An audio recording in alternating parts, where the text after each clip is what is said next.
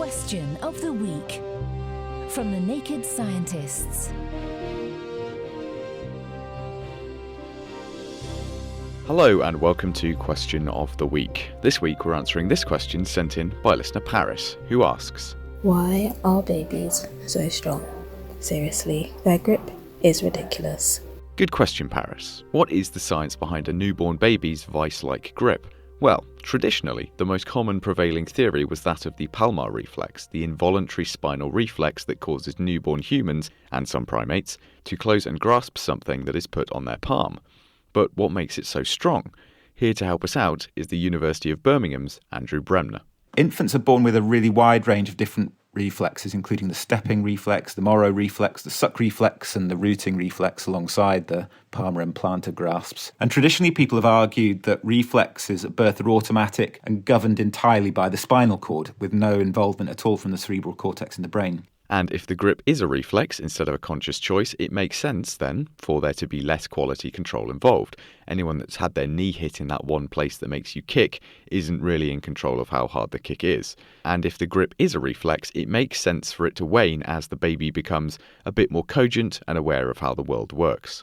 As the cerebral cortex matures and starts to exert more of a controlling role on action via the spinal cord, it starts inhibiting the strong spinal reflexes observed at birth. Eventually, neonatal reflexes are largely overlain with or replaced by intentional and controlled actions. So rather than demonstrating a stepping reflex, then that gradually wanes and then is replaced, of course, by locomotion, so crawling and eventually walking in young children.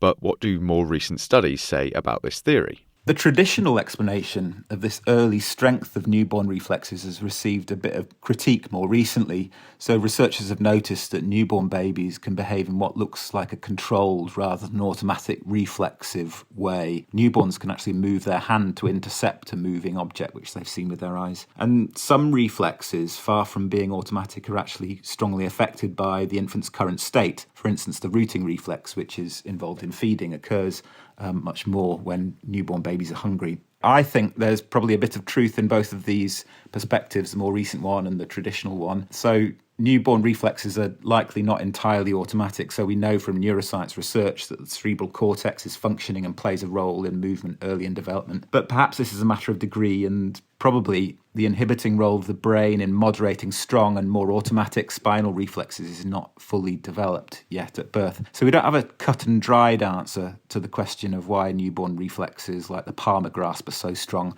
but I suspect that it's because they're more automatic and less controlled than they are later in development. Perhaps a bit of both then. Thank you to Paris for the question and to Andrew Bremner for the answer. Next week, we're answering this question sent in from listener Steve. I've seen several reports recently that suggest if you eat your food in a certain order, it can have a significant effect of up to 70% on glucose spikes.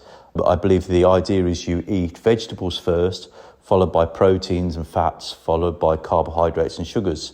Be interested on your thoughts. Thanks, bye. And we will be tucking into that one next week. In the meantime, if you think you know the answer or have a question of your own, you can send it in as a voice note to chris@thenakedscientists.com or check out our forum at thenakedscientists.com/forum.